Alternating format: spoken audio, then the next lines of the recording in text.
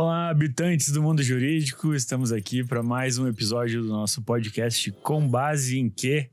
Onde a gente trata aqui de uma jornada histórica acerca dos processos de decisões, da ideia de como que a gente fundamenta a nossa percepção da vida e, consequentemente, como a gente faz as nossas escolhas.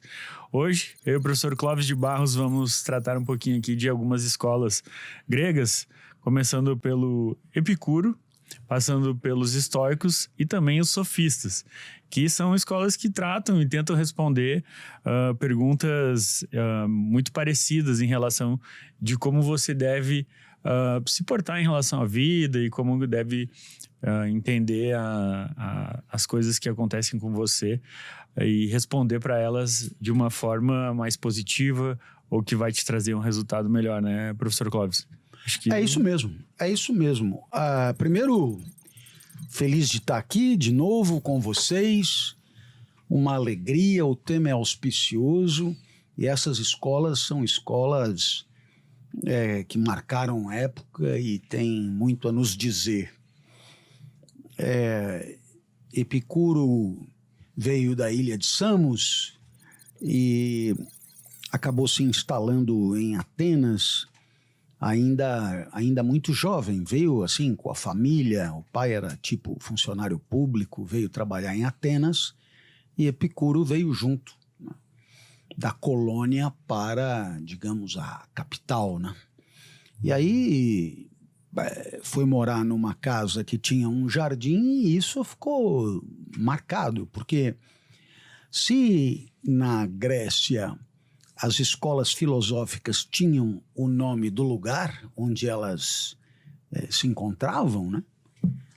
Seria mais ou menos como se nós tivéssemos aqui em São Paulo a Escola da Lapa, a Escola de Pinheiros, a Escola do Ibirapuera, né? Lá as escolas eram do Jardim de Academos, a Academia de Platão, o Liceu de Aristóteles, o estoicismo ficava perto da estoa, que era a porta de entrada da cidade, por isso o estoicismo. E o Epicuro ficou conhecido por ser a escola do jardim, né? A escola do jardim da casa dele, devia ser um jardim que chamava atenção. Uhum. E lá eles se reuniam para falar sobre filosofia. A primeira coisa que eu acho que tem que ser dita, assim, para abrir a conversa, é que o Epicuro, ele era um pensador herdeiro de um jeito de pensar chamado atomismo, né? E que teve como grande nome antes dele um tal Demócrito, né? E o que significa isso? Significa que Epicuro era, na época, o que hoje a gente poderia chamar de um materialista. Uhum. Tá certo? Uhum. Você sabe que Demócrito foi objeto da tese de doutorado de Marx, né? Uhum. Então é um materialista. Então o que isso significa? Que a realidade é constituída por átomos em movimento. Agora, como os átomos se movimentam por onde tem espaço, né? Então ficou conhecida a famosa frase: a realidade é constituída por átomos e vazio, porque é pelo vazio que os átomos circulam. Ora, o que no final das contas isso significa? Significa que qualquer coisa que você cogitar como existindo é constituída por átomos e vazio. Então, não tem nada que não seja material. Tem outros mundos, não outro tem, paraíso, inferno, nada. Sobretudo, não tem, por exemplo, alma é átomos e vazio. Deus, se existir, é átomos e vazio. Qualquer coisa que passar pela sua cabeça é constituído do mesmo jeito. Até as ideias, assim. Tudo é matéria. Entendi. Então, Claro, os átomos, eles não são todos iguais. Eles têm atributos diferentes dependendo, digamos, do tipo de existência que eles têm e do tipo de função que eles têm. Então, os átomos responsáveis pelo pensamento, eles têm uma conformação muito diferente dos átomos que constituem um osso, por exemplo. Né? Mas é tudo átomos partículas e vazio. Ora, qual é a graça dessa história? É que Epicuro ele vai partir de uma confiança nos sentidos, que é um pouco diferente do que proporia Platão, por exemplo. Né? Então, Epicuro dirá que, enfim, se há algum jeito de entrar em contato com a matéria, observando essa matéria e, de certo modo, poderíamos dizer, nos deixando afetar por essa matéria. Então, Epicuro, ele levava muito em conta aquilo que acontecia no nosso corpo por conta dos nossos encontros com o mundo. Tá certo? Tá certo. Então, entendido. É super importante isso. Quer dizer, as sensações é a maneira como o nosso corpo traduz as modificações que ele está sofrendo quando ele entra em contato com o mundo, quando ele mantém relações com o mundo. Então, eu não posso desprezar isso. Isso é absolutamente fundamental. Né? Quando eu me sinto, digamos, mais vivo, mais intenso, mais potente por conta de um encontro com o mundo, isso é uma consequência possível de um efeito que o mundo produz sobre o meu corpo, e um efeito altamente positivo. É claro que o mundo também poderá apequenar, brochar, reduzir, etc. Isso também tem que ser observado. Então, essas coisas são extremamente importantes e não são nada desprezíveis. Agora, aonde está o problema? Né? Se o erro não está na sensação, né? Se o erro não está na sensação, aonde é que ele vai estar? Ele vai estar no que acontece daí para frente, que é você, a partir do que você sente, tirar conclusões, e aí você pode tirar conclusões que não tem nada a ver com o que está acontecendo. Quer dizer, na hora que você vai apreciar aquilo que é o efeito que o mundo produziu sobre você, então é possível que você faça juízos completamente equivocados daquilo que você está sentindo. Tá percebendo? Claro, dá para entender. Parte de outro início, né? Claro, quando, por exemplo, você... O famoso exemplo de que o Sol tem um tamanho da moeda, então os sentidos nos levam ao erro. Então, Epicuro diria, os sentidos não erraram em nada. Né? O que erra é você que julga a partir do que viu e julga equivocadamente porque não levou em consideração que o Sol está um tiquinho mais longe do que a moeda e por isso ele parece menor. Então, os sentidos mostram o que é em termos de percepção do mundo feita por você. É o que é. Dado um certo mundo e dadas as condições materiais de percepção do mundo, o que você vê é o que você viu, tá tudo certo. O problema é o que você pensa na sequência, entende? Essa é a nuance que propõe Epicuro. Você que é tonto, não é que os sentidos eles são uma porcaria. Não podem ser uma porcaria. Eles são tudo que nós temos para perceber o mundo. É o nosso equipamento. Sem eles não dá. Não nada a ver. Então, o que ele mostrou está certo, o juízo é que está errado. Então, digamos, o juízo que vai além do dado sensível, quando vai além do dado sensível, poderá julgar bem, como poderá julgar muito mal. Então, o erro está nas considerações feitas na sequência. É importante lembrar que Epicuro, em relação ao atomismo de Demócrito, ele introduz um elemento absolutamente central para nós, que é uma referência de valor para a vida. E essa referência de valor é o prazer, que os gregos chamavam de hedonê, com H. Né? Hedonê. Então, por isso, Epicuro é considerado o pai fundador do hedonismo. Que ficou depois totalmente subvertido, né? Então, aí é que está. Então, vamos lá. Vamos colocar os pingos nos is. Os pés no chão. Então, vai dizer, então, o que é que, pensando assim de maneira muito brejeira, né? Quando é que a vida tá boa e quando é que a vida tá ruim, né? Quando é que a vida tá boa? Então, claro, aqui você tem uma referência, é o prazer.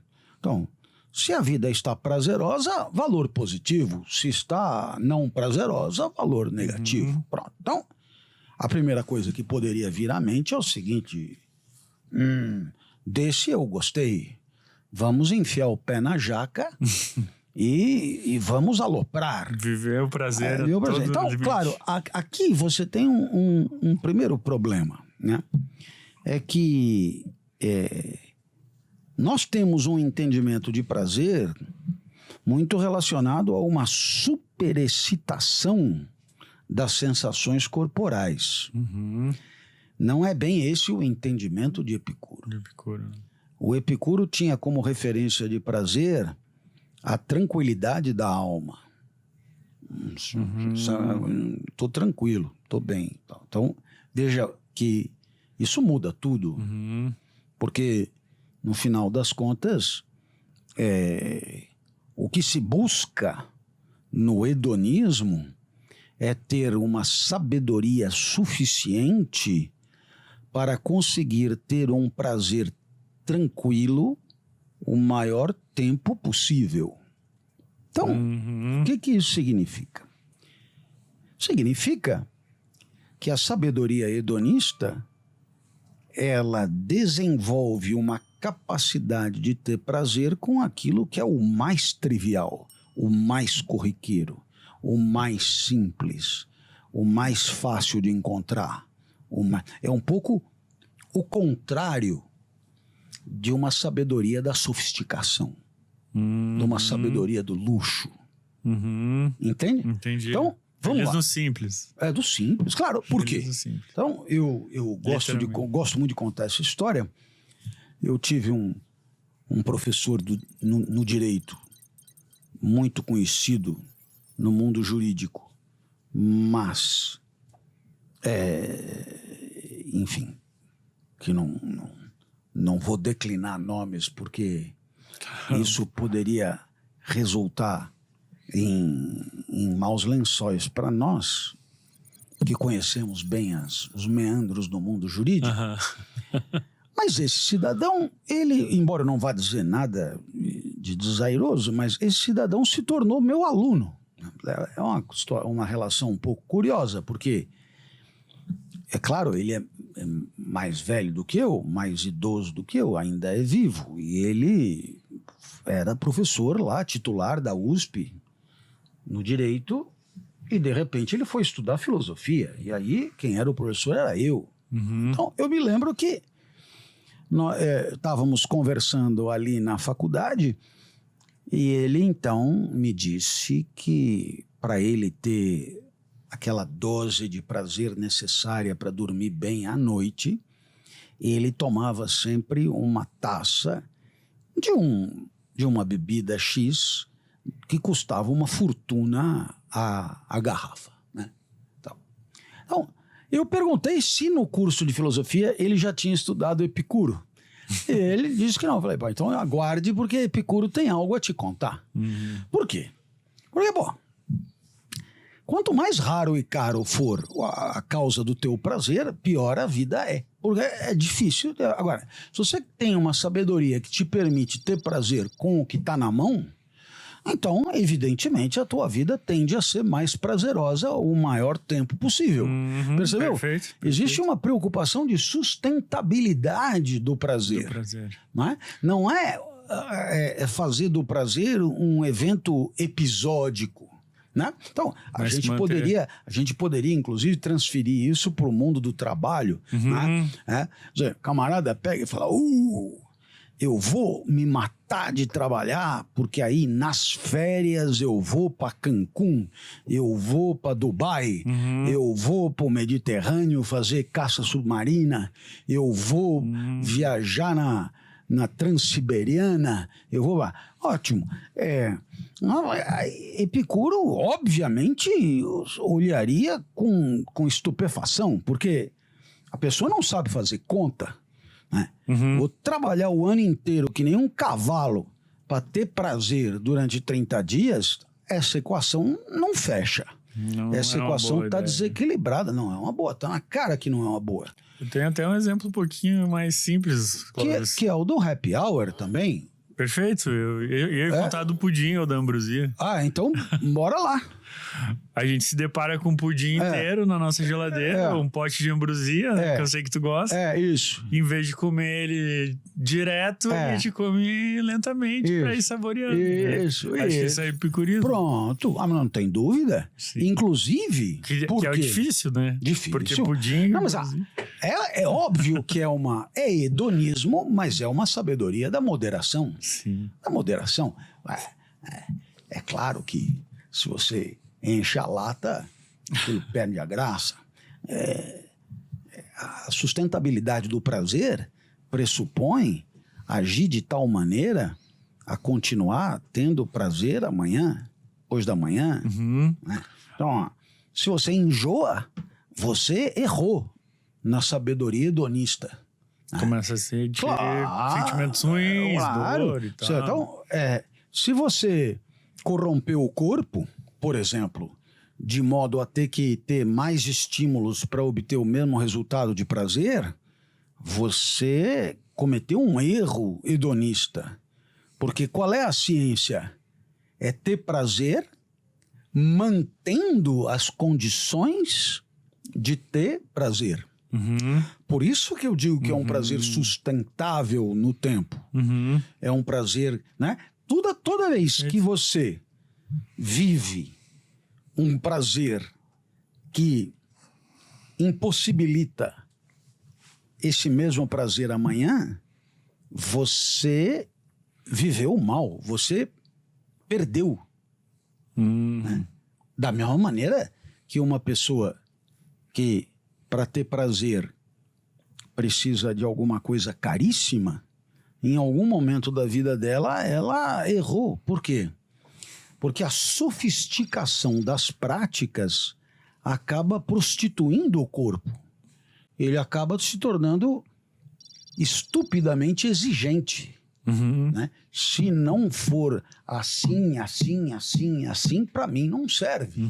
Você percebeu? Percebi. Isso, nossa, Epicuro dá um exemplo, é ele que dá. Né?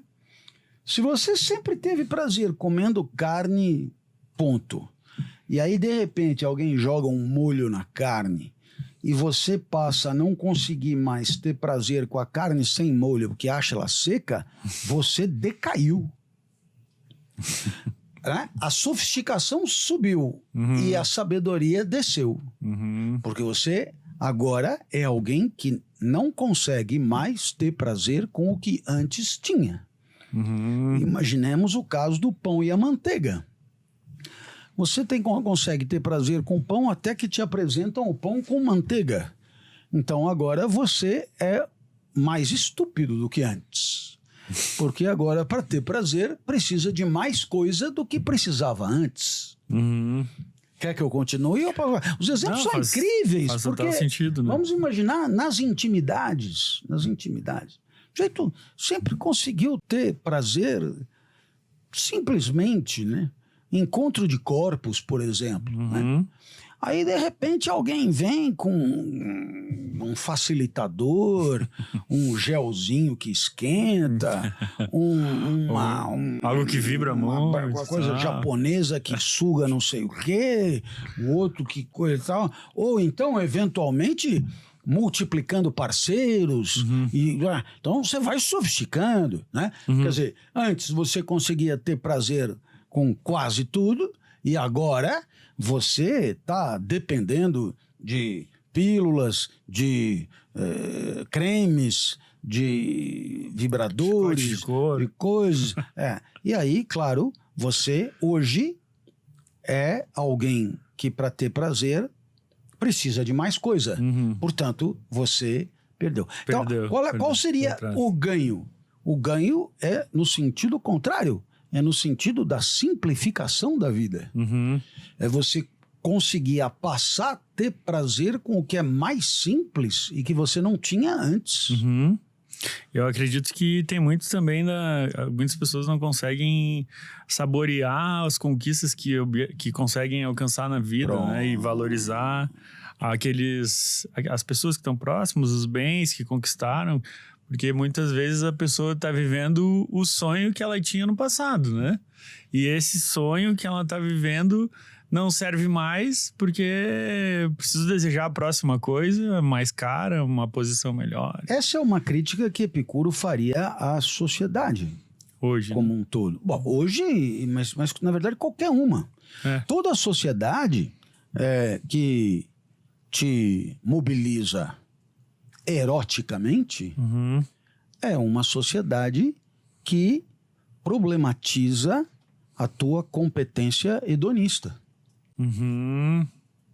Faz total sentido. Claro. Veja a expressão sair da zona de conforto. Não é uma expressão consagrada no mundo do RH? Verdade. Veja como o prazer é mal visto. Sim. Não é? Porque no final das contas, no mundo erotizado que nós vivemos, o eixo de valor da vida não está no que você está sentindo agora. Está nas conquistas do amanhã. E é claro, para te mobilizar a ir atrás das conquistas do amanhã, eu preciso decretar uma existência imediata desagradável. Porque se você tiver agradável aqui, é possível que você diga, tô de boa aqui, não quero ir. Entendeu? Agora, se o cara começa a te espetar alfinete, prego, não é? Mas eu falo, é melhor eu mudar, é melhor eu sair daqui. Que é ir atrás do que está faltando. Sim, nossa, isso conecta demais com toda a história do feitiço da mercadoria, né? Claro. A questão de criar toda uma embalagem, uma apresentação, o marketing do desejo que a gente vive hoje imerso, né? E aí desejar aquilo e esquecer do que tem. Pois é. Incrível. E veja, no caso da fetichização da mercadoria, ainda tem um elemento adicional, que é você fazer esquecer as condições materiais de penúria que aquela mercadoria foi produzida. Não? Você vai lá no shopping, vai lá na loja e vê lá a roupa custando o que custa numa grife, etc e tal. Aquela roupa, ela tá ali e ela esconde por detrás dela o trabalho escravo, ela esconde a exploração do trabalho, mesmo que não seja escravo, ela esconde toda uma história que aquela mercadoria ela percorreu para estar ali valendo o que ela vale. Entendeu? Então... E rejeitando ainda aqueles trabalhadores que fizeram tudo aquilo. Porque não é objeto de consumo deles. Não, nem é para estarem ali. Né? Então, veja qual é a graça da história. É que Epicuro, ao fazer uma apologia do prazer, ele, ao mesmo tempo, elabora uma filosofia da moderação. da moderação, porque é só através da moderação, e eu diria, é que a palavra moderação ela é até moderada. A sabedoria de Epicuro é uma sabedoria da restrição mesmo, sabe? Da simplicidade extrema. Por quê? Porque qualquer passo no sentido da sofisticação é decadente.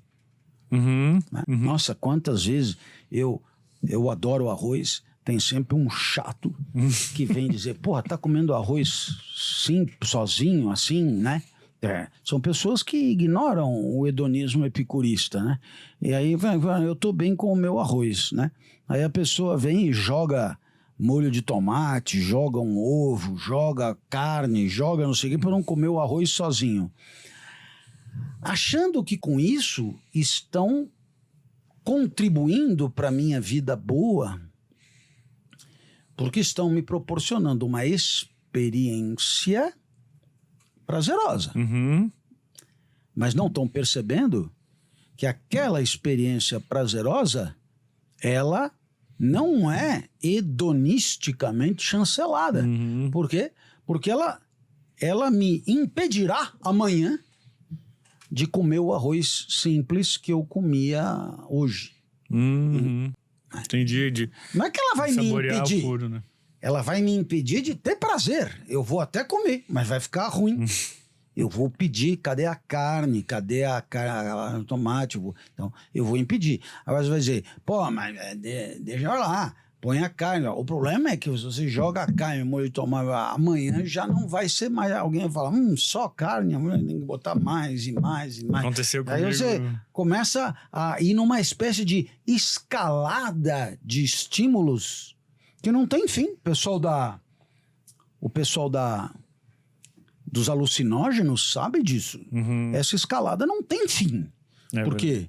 Você começa a não funcionar mais, começa a não produzir mais o mesmo resultado que produzia. Então, vamos aumentar a dose, Isso não tem fim. Então, qual é a sabedoria hedonista? Vamos diminuir, restrição, privação. Isso que eu ia te perguntar, Clóvis. Na ideia do Epicuro tem a possibilidade da pessoa ir retornando assim a uma vida simples com o tempo? Claro, com disciplina. Legal. Claro. Vamos pegar um exemplo que me toca no calo. O ar-condicionado. Uma briga de casal. Eu sinto calor. Então, dirá Epicuro,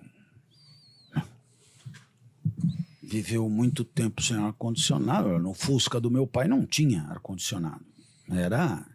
Se abria a janelinha e ia pondo a cara no vento. Agora, você tem o ar-condicionado e tal. E aí põe 19, 18, 17, 16 e tal. Então, qual é a ideia? A ideia é que a brisa, que no Fusca do meu pai tinha aquele vidrinho na frente que você canalizava assim, sabe o quebra-vento que você punha assim, e você punha para poder canalizar o vento da coisa. Eu que conseguia graus. ter prazer com o que era simples, agora preciso de um ar-condicionado. Então eu, de certa maneira, tive um empeoramento existencial decorrente de uma sofisticação de hábitos. Ora, eu posso voltar? Não sei, volto naturalmente. Indo na contramão da publicidade, do marketing, do incentivo ao consumo, das práticas de todo mundo, do fato das pessoas dizerem, não é uma questão de conforto e de temperatura, é uma questão de segurança, porque aí você fecha os vidros, liga o ar-condicionado e, além de tudo, você se permite proteger do gatuno que possa levar o seu celular enfiando a mão pela janela. Quer dizer, veja que até mesmo a criminalidade contribui, ela é anti-hedonista, no sentido de que ela te dá um argumento para você comprar. E depois é o seguinte, não tem mais hoje à venda carro sem ar-condicionado, porque é uma questão de segurança e piriri, porra. Como você vê, o esquema é bem montado para sofisticar a vida e tornar você refém de uma frescura que se torna necessidade por hábito. Sim. Por hábito. Não é não? Então, com certeza. qual é o ensinamento aqui de Epicuro? As sensações são soberanas, as sensações são ótimas, agora, o problema é o que você faz com isso. Você tem o direito de considerar a tua vida afetiva como sendo uma vida de sabedoria no sentido do simples, onde a busca da perturbação, da proteção contra a perturbação da alma é o grande mote, ou você pode, pelo contrário, se tornar refém, escravo de uma sofisticação escalada, aonde você não sabe onde isso vai parar, mas você se torna duplamente escravo. Você se torna escravo da sensação e você se torna escravo da necessidade de ganhar o dinheiro para comprar aquilo. E isso costuma ser mais trabalho. Então, leva o teu tempo, né? Tem que trabalhar horrivelmente para poder ter dinheiro para comprar uma porcaria que você hoje só precisa porque viveu mal em outros tempos. Você não precisaria de nada disso. Aliás, vamos combinar, precisar. A gente não precisa de quase nada do que a gente tem. Quando eu digo a gente tranquilamente, porque eu também me acostumei com esse tipo de sapato mole, sabe? Só posso até mostrar, tipo sapatênis aqui, tá vendo? Né? Eu me acostumei. A meia tem que ser atoalhada. Né? Aqui eu aproveito para mostrar uma canela tofu que eu tenho, que é própria de quem, na questão do banho de sol, eu consigo escapar. A calça tem que ser uma calça de linha, folgada, tranquila, sossegada. Isso... A camisa tem que ser dessas que esticam. Porque, você percebe? Esse cara é um puta cara exigente pra caramba, porque não tem nada aqui que não tem que ser daquele jeito. E claro, o mercado olha, eles até ouvem o que eu digo. Agora, esse cara quer camisa que estica. De repente começa a aparecer mensagem: olha, camisa que estica, stretch, olha. Entra o cara aqui, entrou um japonês aqui, esticou a camisa. Essa é a melhor que estica, não sei. E não tem fim. E tome da palestra para comprar a camisa do japonês.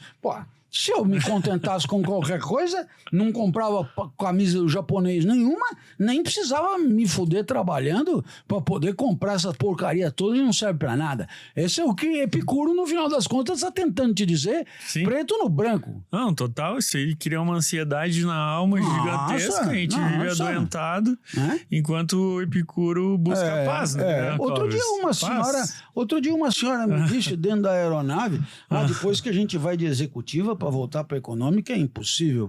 Eu olhei e falei: a senhora não leu Epicuro, né? Primeiro, não deveria nunca ter ido para a executiva. Se bobear, não precisaria nunca nem ter tomado avião, mas tudo bem. Agora, vamos combinar qual é o problema da econômica. Porque na executiva eu deito como se fosse cama e vou dormindo. Escuta, mas isso não é um lugar para a cama, é um lugar para ir sentado. Então, vai sentado, não consigo dormir sentado. Então, é um problema de incompetência epicurista. Você é ruim de vida. Não? Pessoa ruim de vida é a pessoa que tem que pagar 3 pau a garrafa para poder conseguir dormir. Entendeu? Pessoa ruim de vida tem que trabalhar pra caramba para ganhar um monte de dinheiro, para comprar um monte de coisa, para satisfazer um corpo que foi prostituído por ela mesma, que foi corrompido por ela mesma. Comprar um relógio e quando eu tô pensando nisso, eu não tô falando dos outros, eu tô falando quase que de mim como caso número 1. Porque, claro, tem muita coisa que não me encanta, tem muita coisa que eu não consumo, tem muita coisa que eu nem me meto e tal, mas algumas coisas eu sou absolutamente hiperfocado, como diriam agora as pessoas nos dias atuais. Se me sair uma mochila nova que tenha uma coisa diferente, completamente desnecessária, é praticamente impossível que eu não compre. Por quê? E quantas mochilas tem em casa? Muito mais do que o necessário para 3 vidas. 3 vidas. Uma mochila, claro. Pois é, para 3 vidas. E as pessoas já sabendo que eu gosto de mochila, aí então, de maneira perversa, me presenteiam com mochila. E eu tenho um cliente lá no Rio Grande do Sul que importa mochilas italianas. Toda vez que eu vou, tem uma mochila italiana de presente. A mochila é espetacular, é maravilhosa, mas depois que você usa aquela... Aí quem tem razão é a mulher do avião, é difícil voltar atrás. E aí é um problema. Esse é o juízo de Epicuro. Eu não sei se ficou muito claro. Agora, perfeito, né? Perfeito. Eu começo falando bonito. Chega uma hora que eu percebo que não tá dando resultado, a gente já joga no concretão e aí fica fácil. Claro, muito... Mas me conta assim, tu tava me falando antes da gente começar que eles batiam de frente com os estoicos, né? Foi. Estamos na Faria Lima. Foi. E os estoicos são os ídolos do pessoal dos Faria Limer aqui, né? Isso. Por conta que eles são centrado, resistente, bravos e tal, né? Tem toda essa questão quase nietzscheana, assim, Isso. O que eles tinham de contraditório, assim, para se competir entre eles, assim? Bom, em primeiro lugar, eles disputavam, digamos, o mesmo espaço de... Né? Bourdieu diria... Eles eram agentes de um campo onde eles estavam em disputa dos mesmos troféus de notoriedade, reconhecimento, aplauso, legitimidade filosófica, e piriri, pororó. Então, a primeira coisa. Então, onde é que você entra na consequência disso? Os inimigos de Epicuro, eles se aproveitaram de uma interpretação deformada do que ele dizia para construir dele a pior reputação possível. O apelido de Epicuro era o porco. Nossa, sério? Por quê? Porque como ele falava do prazer, então o pessoal já dizia, lá no jardim ele come todo mundo, o pessoal se alimenta até vomitar, o pessoal leva uma vida devassa, é um depravado. Quando, na verdade, é exatamente o contrário de tudo isso, de tudo que ele defendeu. Mas, curiosamente, ele entrou para a história com a alcunha de o porco. Sem ter tido tempo como... torcedores de futebol contemporâneos, de trazer a nomenclatura para si e passar a dizer ele morreu achando ruim. Bom, naturalmente que o pessoal não brincava em serviço na hora de detonar os seus adversários. Vamos combinar. Os gregos ainda. A internet de hoje nada mais é do que uma espécie de agilização de um enfrentamento que, no final das contas, é bem antigo. Um falando mal do outro e ponto final. Certo? Muito bem. Então, vamos lá. Onde é que os estoicos entram para conversar com com Epicuro, né? Vamos. Em primeiro lugar, se a ênfase epicurista era nos átomos e no vazio e na matéria e também, digamos assim, no prazer, os estoicos, eles tinham um entendimento do universo que é um entendimento estritamente cósmico. Então, perceba que aqui muda tudo, porque, de certo modo, a vida boa, ela não se mede pela maior ou menor capacidade do indivíduo particular ter ou não ter prazer. Uhum. Né? A vida boa, ela é medida no ajuste, na integração, na harmonia desta vida no todo. Uhum. Muda tudo, porque a referência, ela passa a ser uma referência que transcende o particular, transcende o indivíduo. Uhum.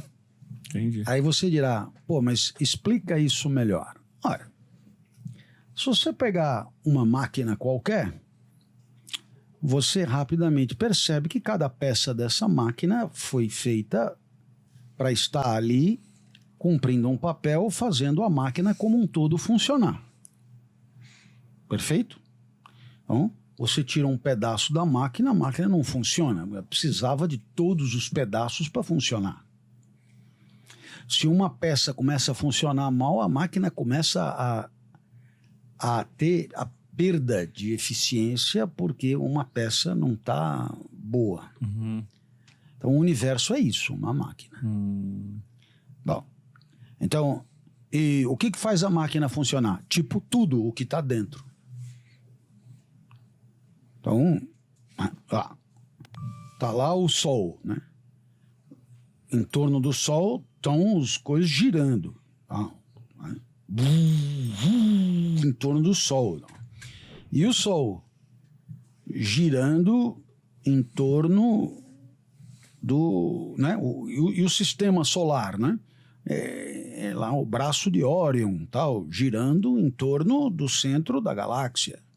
E a galáxia se deslocando segundo... Então, é uma máquina dinâmica, muito bem azeitada, cada coisa na sua órbita, cada coisa no seu lugar. E, claro, você vai dentro do planeta, né? E coisa, e evapora, bate o sol, sobe, chove, desce, mareia, fertiliza, coisa, planta, come, colhe, colheita, tá, né? Coisa nasce, vive, morre, coisa aduba, nasce, vive, morre. Então, tá tudo azeitado, né? tá tudo rodando, né? Se a chuva não chover, a maré não sobe, se a maré não subir, não fertiliza, se não fertilizar, não tem como plantar, se não tá tudo amarrado uma coisa na outra. Bom, muito bem. Aí você pergunta, e nós? Então, a resposta é uma, nós somos parte do todo. Assim como tudo. Ou seja, o universo também conta conosco para funcionar. O universo não é um treco para eu contemplar, não é um espetáculo para o humano. O universo é o todo do qual o humano participa. Uhum. Não está ali para olhar o planetário. Uhum. Ele está ali para fazer parte. Então, claro, na hora que você diz, qual é o papel do vento? Refrescar, polinizar. Qual é o papel da chuva? Irrigar, então, né? Qual é o papel do joelho? Dobrar. Então, qual é o papel do humano? Então, aí você, né? E aí, claro, no estudo do papel do humano, você encontra pelo menos dois aspectos. O primeiro deles é que há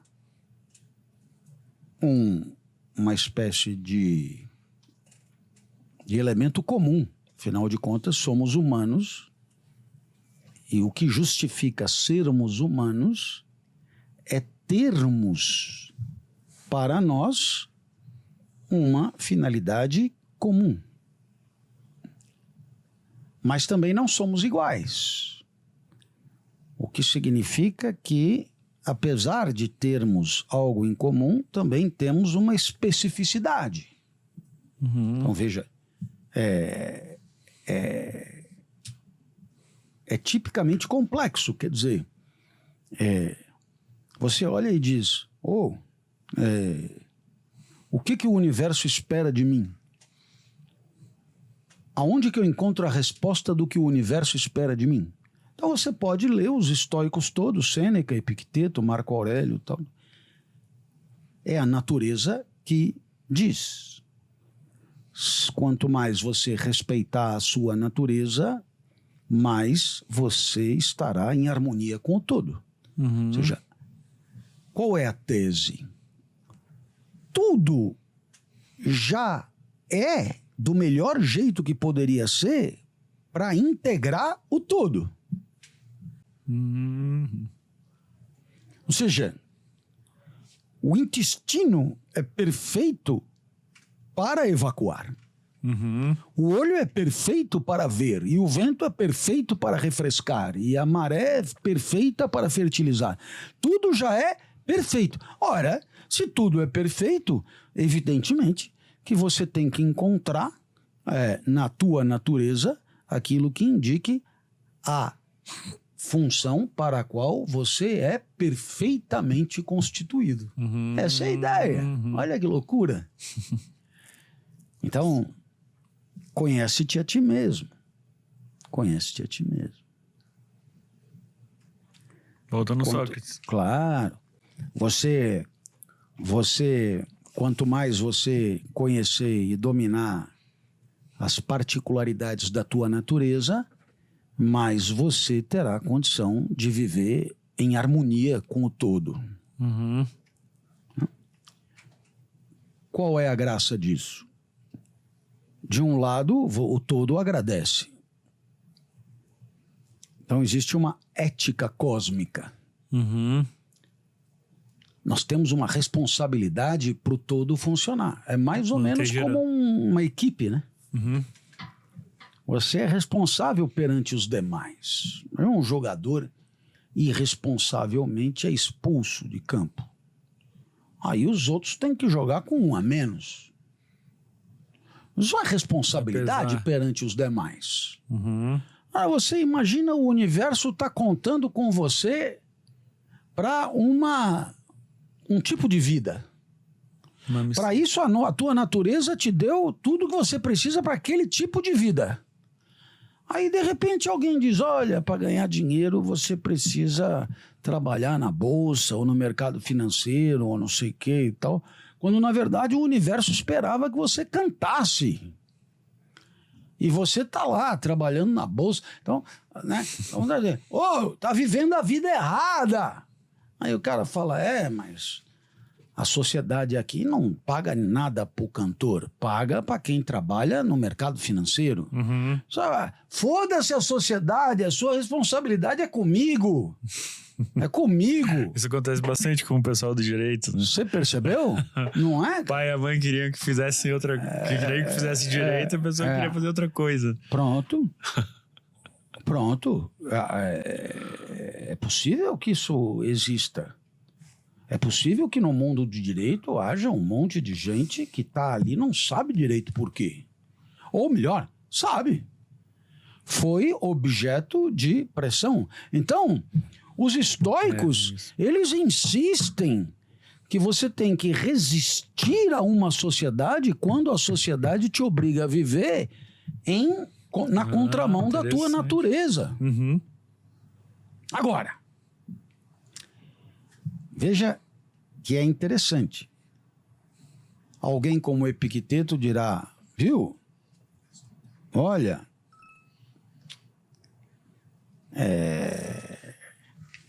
existem pontos que, por outras razões, acabam nos levando a uma sabedoria semelhante à de Epicuro. Epicteto dirá, olha, se você for num banquete e, porventura, a bandeja que tinha as coisas que você queria não passar perto de você, espere a sua vez. Ou então, contente-se com o que já tem no seu prato. Ou seja, quanto menos você desejar o que está circunstancialmente fora do seu alcance, mais a vida será boa. Esse é o Epicuro ou o Epicteto? Epicteto? Epicteto. Ah, é? Também falaria isso. Sim. Então, que parte que a Faria Lima não entendeu? Vamos ver se nós temos que... Porque, vamos combinar, num esquema em que a produção desenfreada e o consumo desenfreado e a circulação do capital e a riqueza concentrada é estimulado, etc., etc., não tem muito a ver com o cara que diz, olha, se a vida te apresenta isso e aquilo lá, porventura, vai demorar para chegar, fica de boa com isso aqui, né? O sábio é aquele que está sempre de boa e sossegado, mesmo que seja só com arroz branco. Não é muito prático. É engraçado, porque aguentar o tranco é bom na hora que é suportar o trabalho escorchante. Mas se contentar com o pouco é indevido para o sistema. Seja entre os que produzem, porque fomenta-se a competição e fomenta-se a disputa pelos postos de comando e fomenta-se através dos salários em progressão a busca por melhores condições econômicas e por uma remuneração maior do trabalho, seja no âmbito do consumo, aonde tudo o que não é aceitável é você estar de boa com o que você já tem, porque o que você já tem no sistema não tem valor nenhum. O valor está naquilo que você não tem ainda. Então, veja, nesse sentido, o que acontece nesse casamento íntimo do Vale do Silício com o estoicismo é justamente essa, eu diria, má-fé de você pensar da filosofia o que te interessa, aguenta o tranco aí, mas não contar o resto da história. Porque o resto da história não convém que seja contado. Porque se todo mundo começar a ficar de boa com o que já tem e não precisar ficar de joelhos para buscar o que está faltando, é possível que as coisas como elas estão colocadas hoje, elas não se mantenham. Elas só se mantêm justamente porque o estoicismo não é levado a sério, não é conhecido. Se ele fosse conhecido em todos os seus meandros,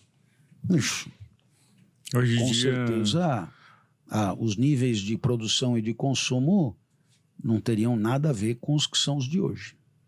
Ainda mais hoje em dia, né, Clóvis, que o pessoal muitas vezes não vai até o final de um vídeo no YouTube e os livros estão ficando pela metade, né? Eu acho que é muito tentador você estudar uma corrente, um campo de pensamento por meio de uma frase ou duas, né? Você decora uma frase ou duas e com isso você sai por aí dizendo o que talvez não seja falso ali, mas que só adquire o seu significado mais amplo e verdadeiro quando inserido no resto do jeito de pensar, do paradigma, da real preocupação daquelas pessoas que estão ali, né? Então, essa questão da serenidade, Clóvis, desculpa te interromper, mas essa questão da serenidade, quando a gente olha a ideia completa, a serenidade frente às coisas que a gente não pode alterar no mundo, né? Sobre os fatos que a gente não se agrada. Depois que tu entende toda a ideia do estoicismo, muda essa percepção em relação a esse comportamento esperado pelo estoico. Porque no final das contas, veja, partindo da premissa de que o universo já estava aí, já está dado, tem as suas leis, etc. Caso você esteja desagradado com as coisas como elas são, é bem possível que a maneira mais fácil de corrigir seja passar a gostar do mundo como ele é. Porque para fazer com que o mundo seja do jeito que você gostaria que fosse, vai ser mais trabalhoso. Então, veja que interessante. Totalmente né? O Nietzsche, ele tem essa expressão que é o amor fati. Né? Ou seja, não é uma questão de você tolerar a realidade. Não. Também não é uma questão de você gostar de algumas coisas e não gostar de outras. Não. É você, de fato, amar o real. Né? Amar a realidade. O amor fati, ele mostra bem o quanto, né? Se nós fizermos um balanço do que nos vem à mente, né? O quanto a gente passa o tempo inteiro xingando, lamentando, blasfemando, se injuriando, se aborrecendo, se perturbando, etc. e tal, com a realidade que vamos encontrando. Ora, é muito difícil que a vida seja boa num cenário onde você fica o dia inteiro em inconformidade com o real. Então, em algum momento deve haver uma espécie de contemplação plena do mundo tal como ele se apresenta. Né? E veja que isso é muito raro, né? Tem gente que precisa olhar o horizonte, tem gente que precisa olhar para o oceano, lá no fundo, tem gente que precisa ficar olhando para o céu. Ou seja, parece que essa sensação de plenitude a gente só alcança diante de realidades que estão um pouco distantes de nós. Mas há uma incapacidade de harmonia com o mundo à medida que o mundo vai se aproximando, à medida que o mundo vai encurtando distâncias. Entende o que eu estou dizendo? Quer dizer, bom, o camarada vem e me diz, eu fui fazer um mergulho e comprei material todo e comprei escafandro e tubos de oxigênio e tal, e eu desci no fundo do mar.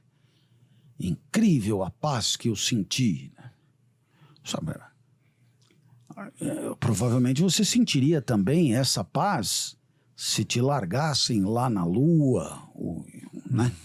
Então, o que está acontecendo? É que para você ter um pouco de paz, você precisa quase que de maneira laboratorial simular uma realidade completamente incompatível com o seu cotidiano. No fundo do mar, Por quê? Porque você, no dia a dia, você se vê atropelado por um mundo que te angustia. Então, qual seria a graça da história?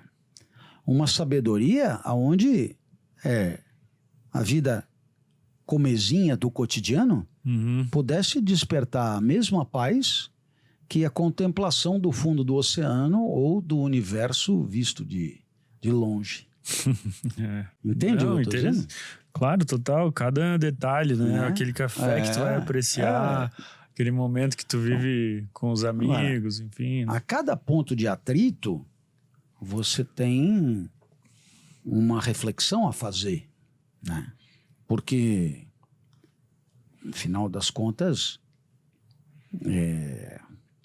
existe ali uma certeza de que se você se dispuser a uma inconformidade crônica, não é preciso ser muito inteligente para saber que você vai perder. Por quê? Porque a realidade estabelecida, ela transcende e muito a capacidade individual, particular de cada um de transformá-la. Então, é preciso ter a sabedoria de encontrar condições de ataraxia, condições de paz de espírito, mas que não seja excepcional, que seja diária, que seja cotidiana, que seja numa grande cidade, que seja, né? Porque mesmo que você me diga, eu moro em São Paulo, mas no final de semana eu vou para não sei aonde, e aí sim. Isso mas tem algum erro nesse teu esquema, né? Por quê? Porque essa sabedoria de que estamos falando é uma sabedoria de encontrar paz aonde quer que você se encontre. E talvez isso seja de fato muito exigente, muito demandante. Talvez nós sejamos habituados a aceitar que a vida é perturbada, ela é desalinhada, desarmônica, incomodada e, portanto, ruim. E que é assim que tem que ser. Porque sempre foi, é ruim para todo mundo sofre, etc. Mas o que a sabedoria deveria nos propor é uma certa busca por uma vida apaziguada, né? E uma vida apaziguada onde quer que você esteja. Onde quer que você esteja. E eu acho que isso é o que o estoicismo deixa de mais bonito para ser lido, desfrutado, degustado e que de fato nos permite tirar conclusões muito bacanas a respeito de um dia a dia transformado, um dia a dia modificado por um novo olhar que te seja mais do que simplesmente protetivo do mundo, mas que seja convidativo, integrativo, quiçá até amoroso, como recomenda Nietzsche. Sensacional, mudou a minha visão sobre o estoicismo. Tinha uma certa restrição, assim, enfim. Mas para os sofistas isso já não é verdade, assim como Epicuro também não é verdade, né, Clóvis? Não é essa a nossa preocupação principal. Nossa preocupação principal deveria ser fazer valer a nossa palavra, fazer valer a nossa oratória, a nossa narrativa, e aí lutar para convencer os outros da nossa opinião, e isso que importa, é isso? Pois é. Eu penso que os sofistas ganharam uma fama por causa de Platão, que punha Sócrates para dialogar com eles e fazia deles presa fácil da filosofia. Os sofistas, eles eram as grandes estrelas do mundo intelectual grego em tempos de Platão. Portanto, é normal que Platão os atacasse com as armas de que dispunha. Eu penso, Eduardo, se você me permitir, que os sofistas, eles são tão importantes para o nosso público que nós deveríamos dedicar aos sofistas um episódio inteiro. Inteiro, né? Também, e aí nós falaríamos de Górgias. Tá. Górgias devia ser um orador, o próprio Platão reconhece isso, né? Um sujeito que ele tomava a tribuna, talvez seja, a julgar pelo que diz a história, o mais devastador tribuno de toda a história, né? Górgias, né? Pelo menos dentre os gregos, sem dúvida, né? Górgias, depois Protágoras, né? São os dois maiores, mas por que não também falar de Fedro, né? E isso nos permitirá tratar de um tema que para o mundo da advocacia é um tema particularmente nobre, que é a questão do convencimento, né? Juízo e convencimento. E eu acho que ninguém melhor do que os sofistas para nos ajudar nessa aventura. Mas topo. Aí deixaremos um episódio só para os sofistas. Vamos fazer isso então, com certeza. Eu acho que temos também uma ligação aí para fazer com o próprio Bourdieu, que tem me ensinado muito sobre linguística e quanto isso pesa, né? Aquele outro russo lá que tu me apresentou, o Vygotsky, né? Mikhail Bakhtin, né? E sobretudo também toda uma corrente ligada a Perelman e a questão da retórica no século XX, que tem no sofisma, né, ou nos sofistas, né, a sua fundamentação mais interessante. Então eu acho que poderíamos fazer um episódio que seria particularmente temperado e saboroso sobre o pensamento desses que eram os detratores da dupla Platão e Sócrates. Fechou, meu querido. Fechou, mestre. Obrigado, então. E você que ficou aqui até o final do nosso episódio, diga aí nos comentários se topa encarar um episódio inteiro sobre os sofistas. E, claro, te inscreve no canal, encaminha esse nosso episódio aí para os seus amigos que também gostam de filosofia, que também são da área jurídica, e a gente vai tocando aqui para que o canal siga crescendo e siga trazendo conteúdos de qualidade, cheio de capital cultural, né, Clóvis? Como esse de hoje. Valeu, pessoal. Até a próxima.